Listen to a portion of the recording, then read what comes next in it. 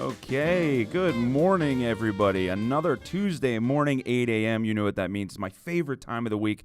I get to hang out with my two best friends, and not only are you guys my friends, but you're inspirational to me. And I think we've got some big inspirational stories we're going to tell today. Matt, Bill, how are you gentlemen doing today? Good morning. Doing good, Evan. Boy, thanks for over-promising and making me under-deliver today for everybody, huh? Big inspirational stories. Good to be with you guys. Matt, good to be back. Thank you. Good to be here.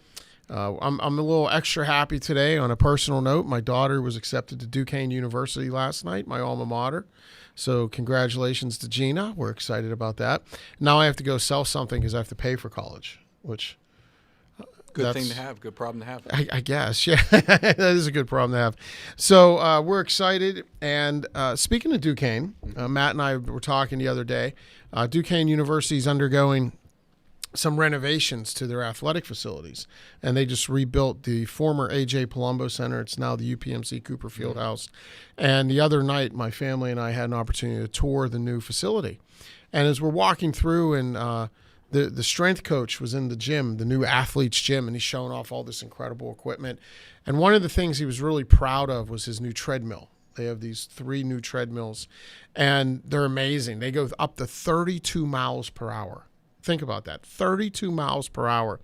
And they actually harness the athletes into this, the harness above that suspends them, so if they slip or if they're done, they can just pick up their feet and they're good.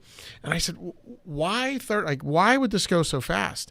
And he said, he goes, what we do is we turn it up a dial. So the athlete can go at their normal speed, train for long periods of time, but they get on this machine and we teach them about bursts. He said, so we'll turn it up to 20 miles per hour, 15 miles per hour, whatever it might be, and get the athlete going faster than they normally could for short bursts, anywhere from 8 to 30 seconds. And I said, okay, why? And he said, it reconditions the nervous system to know how fast you could go. And I thought about that, and he actually said they could reprogram the athlete's nervous system to take them to a new height so that they see that I can go this fast, my muscles can twitch this fast, that there's something bigger than what I thought was out there, right? And I was blown away by that, and I thought, how does that apply to sales? Like I think of most things in my life. And I thought, how many of us don't know what greatness looks like? Absolutely. And one of our founding principles are connecting people to the possible. Yeah. So I think our job in many ways are pushing individuals, pushing organizations to break barriers, break stereotypes, break this is how we've always done it. This is why we've always done it. I remember in December, I was working on a business pro forma with one of our clients, and he called me and showed me what he came up with. He goes, Matt, I am scared to death. If my old self saw this 5 years ago of the quotas that we're giving, of the gross margin that we're going for, of the growth that we're expecting, I would have said, no way. That is impossible. So I think that's a great story of connecting people to the possible and training the body, training the mind of what could be, not just what is and what's normal. Right, and accepting our norm, accepting where we are. You know, we named today's show "Good to Great" because that's such a great book by Doug Collins, where he talks, or Jim Collins, right? Jim Collins, where Jim Collins says the enemy of great is good. Because so many people that are good, especially if you're good enough, where's the motivation to pursue greatness? And it's usually those people that fall flat on their face, these rags to riches stories we hear about, are the people that just soar to heights previously unknown to most people because they weren't bound by the norm. They weren't bound by this being good enough, right? They were able to dream and see the possible, as Matt said, connecting people to possible. And think about as salespeople what you get to do. You get to go out and connect your prospects and your customers and your clients to the possible. How many times do we get to share with a client something that's possible that they had no idea about? They never knew because they never dreamt it. And as us, we have dreams. As a salesperson, as a person, do you have dreams? Or are you just kind of happy with where you are? Right? I mean, I don't mean to insult anybody, but I fall into this. We all do, where mediocrity becomes acceptable because it's good. It's easy. Yeah. It's easier than greatness. Yeah. Yeah, it's good, and it's easy, and we don't have to work too hard, and I don't have to get up too early, and I don't have to grind too hard. I can just kind of go through, and I can lie to myself, right? I mean, because it's easy to lie to myself and say I'm working hard. It's only when you see what's possible, I think, that you start to realize what we're leaving behind. So we have a challenge, and by the way, another story on this, one of my favorite stories on this is the study of the fleas in the jar. And you may have heard this if you spend any time with us, but there was a study done by some researchers one day where they took fleas and they put them in a mason jar with a lid on them, right? Well, fleas don't fly, they jump. So the fleas would jump up, hit their head on the what do you call the lid, and they just kept jumping and hitting their head on the lid. And over time, the fleas became conditioned to that's how high I jump. So the researchers take the lid off the jar. What do you think happened? Not one flea got out because they all jumped to the same height as that lid, because that was their new roof, right? That was their ceiling that they couldn't go past. They couldn't dream anymore anything bigger.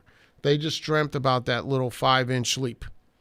How many times do we condition ourselves? In what area of our life have we conditioned ourselves to not dream anymore, to not pursue the greatness, but just accept goodness? And you're very inspirational, and I'm very tactical. So I even brought it back to selling, and just some examples that I jotted down this morning.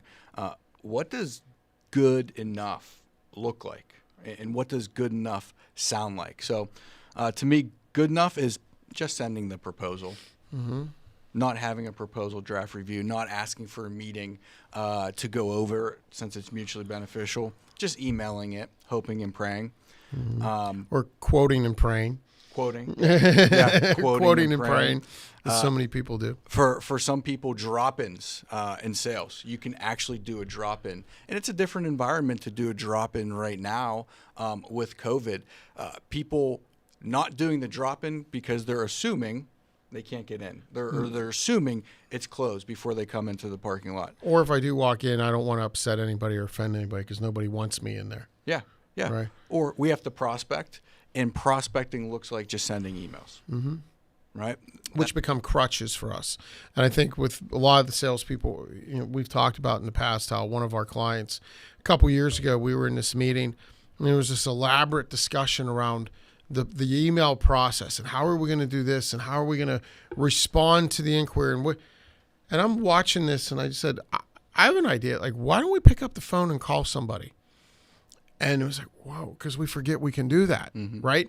We've become so conditioned to the norms, the emails, the nonverbal, the non-personal communication, the text, the automated responses, whatever. Pick up the phone and call somebody. People are dying for conversations.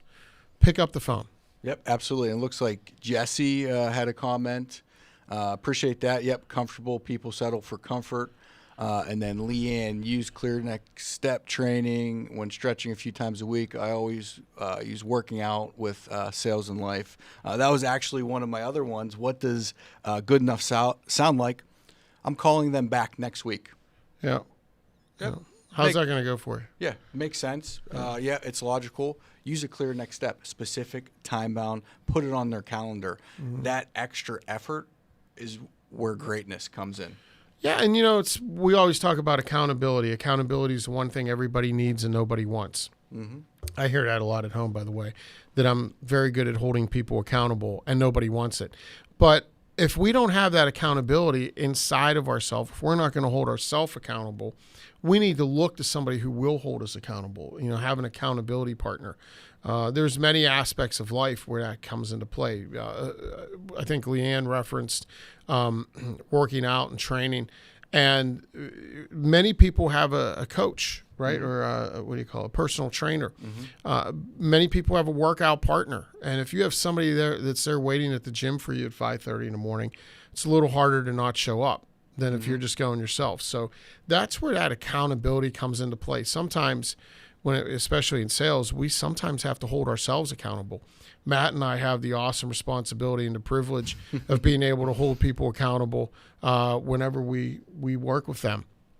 But holding people accountable is actually an act of love. Yeah. So if you're going to hold yourself accountable, love yourself enough to hold yourself accountable to doing those great things that lead to greatness, right? Doing the things you don't want to do so that you can achieve the things you want to achieve. Evan, you're chuckling over there. It sounds like something good's happening. I'm just laughing because apparently CNS doesn't sound for clear neck. It doesn't stand for clear next. Sure it does. For Yes, it does. central nervous system. But I thought you guys had something going there. CNS. I was wondering, but Oh, there we go. I'm just I rewired my own brain. Yeah, Sorry, that's right. sorry. Central Leanna. nervous system, secondary of importance to clear next steps. Yeah, I like clear next steps better. But Bill, and just one thing, talking about training, talking about athletes, something that I want to mention that people think is dead or is almost disrespectful to salespeople, especially tenured ones.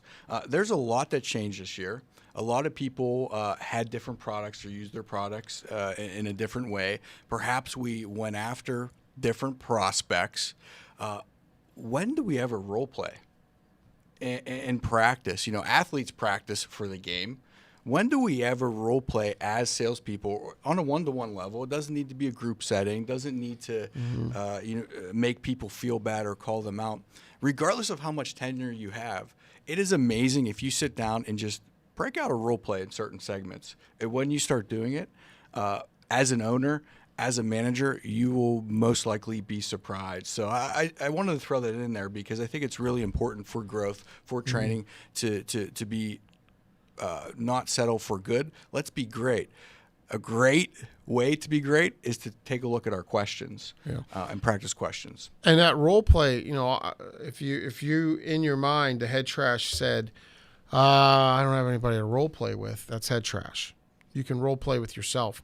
You can go through these thoughts. You can walk through. I mean, we're all professionals. We've had conversations. Walk through it in your mind, right? What happens if they say this? Mm-hmm. What am I going to say? There was I'm quoting all kinds of psychology studies here today. I don't want to be that guy that's, has a story for everything. But as my wife says, well, anyways, that's another story. But, another psychology study took a group of basketball players and they put them in 3 different groups. Group A, they said, okay, we want you guys to shoot free throws. Practice your free throws for 1 hour a day, every day for 1 month. Group B, they said, we want you guys to not play basketball, not touch a basketball, but just take an hour a day and in your mind, visualize yourself shooting free throws. Just visualize, get the form, get the follow through with your hand. In your mind, shoot free throws for an hour a day. The third group, they said, don't think about basketball. Just do whatever comes naturally and fun to you. Don't think about basketball. A month later, they get everybody back together. Group A had the most improvement. They saw their free throw percentage increase by 25%, right? Group C, who didn't think about basketball, they were horrendous. They all declined. They went down 30%. Group B, who didn't touch a basketball for 1 month, saw their free throw percentage increase by 23%, almost as much as the group that practiced every day for an hour. That's the power of visualization. So when you're able to sit with yourself and practice and think, oh, I'm going to go into this call. They're going to say this. They're going to ask me this question. How am I going to respond? The second, third, fourth time you think through that question, I guarantee you, your response will be different. It'll be better. It'll be more coherent. And it'll come to you more naturally. That's the muscle memory of selling. We go through these things enough that they become second nature. It's muscle memory. There's freedom in that, right? There's freedom in being able to know what I'm going to ask next. There's freedom. That's why process is so powerful. That's why the embracing sales process, the easy selling method we prefer, it takes us to that freedom, right? It'll take us to that freedom where we don't have to worry about what comes next. We know. Mm-hmm. So that visualization is very important. Another thing that I think when we talk about visualization moving forward that most people don't do enough of, that role play, another thing no one does is review what we did. Right? And Matt's an athlete. Matt was a college athlete, played football at Akron, and was a quarterback. And what did you do most of your week to prepare for a game? Film study. Watch film. Watch film of the other guy. Watch a lot of film of yourself, right? Yeah, watch film of handing the ball off in practice, if you can believe that, over and over and over again. And as Coach Walt Harris would say, ball security is job security, Matt. So you're bringing back a lot of memories right now. But think about, when you sat in the film room, it wasn't just watching highlight reels, right? That's an awesome example of watching handoffs in practice to perfect everything so that you're not thinking. Because, the last thing you want to be doing, Matt likes to tell a story about when they played at Wisconsin. Yep. And people were jumping and the stadium's shaking, right? And how many fans do you think were at the Wisconsin game? A lot. Somewhere north of 85,000 probably. And there's 85,000 people jumping up and down. And a stadium is shaking. And Matt was in, I think, as a freshman in that game or a sophomore. Yeah, it was Penn State, but Penn State, whatever. Big Ten. So a big stadium, shaking, lots of action, lots of noise. A sophomore comes off the bench. Do you want to be thinking about where my arm should be when I'm handing off the football? Right? And it applies to us that when we're sitting in front of that big meeting that we've been working really hard to get in front of, do we want to be thinking on the fly about what questions we should be asking? Do we want to be thinking about, what do I need? it slows you down. Yeah, and it's not freedom.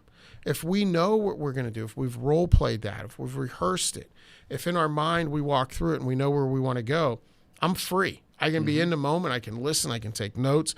I can be solving, right? I can be I can be where my feet are in front of this individual instead of thinking ahead to where do I need to get to. Be where your feet are. That's the freedom. That's the freedom that comes from process.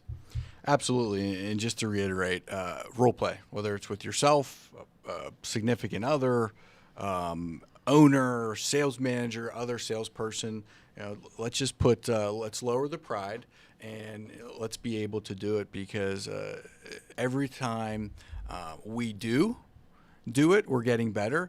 But for an ownership perspective, it's really eye-opening if you go through that activity. And so use it to get better. Yeah, as a leader, when you see your team and what they're really saying in those pressure-filled moments, it will be eye-opening. And we talked about reviewing and film study. How do we do that as sales professionals? Well, we're all having a lot of Zoom calls or Microsoft Team calls and things that are going on. Record them. So if you're having those video calls, you're having those, even if cameras are off, record them. And then go back and review them. See how you responded. See what you said. Think about what you would have rather said. Non-precise language is something that usually comes out.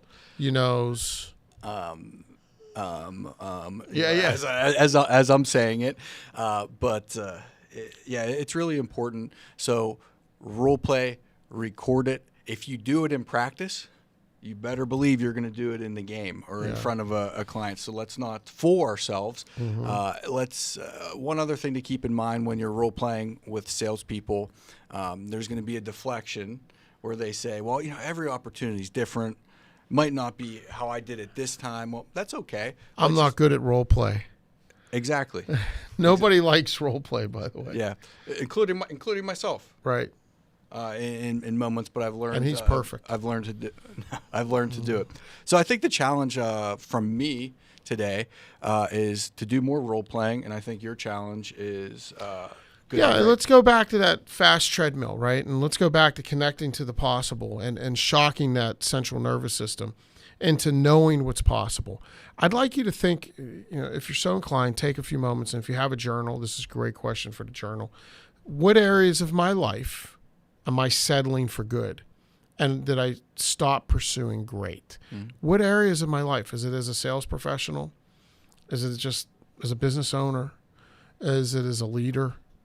Is it as a spouse? Is it as a parent? Is it as a friend? Is it in my faith life or my spiritual life? Is it my health? Right? Where have I settled for good and stopped pursuing great? Because we're not standing still. We're not standing still. We're either moving towards greatness or we're falling back. And that good at some point isn't going to be good enough for us. And then we're going to be in a hole and we're going to start chasing. That's where we become depressed. That's where we become isolated. Don't go there. We can do this today, right? Not tomorrow. Today, let's pick an area of our life where we've stopped pursuing greatness and we've settled for good. And let's identify what's the one or two things, because it's not a lot. It's really not a lot. The movement from good to great, it's small. It's work, right? It's going to take some commitment. It takes some planning, but it's not a large journey. So today, not tomorrow, what areas of my life have I settled for the good and stopped pursuing great? It's a challenge. So good luck. We hope you find that greatness. Matt said earlier, we get to connect people to the possible. It is such an honor to do that. And it's an honor to work with those of you we work with who are out there. And we hope you guys have a good day as you go through this challenge of good to great. And we look forward to seeing you next Tuesday. Thanks for the time. Thank you. God bless.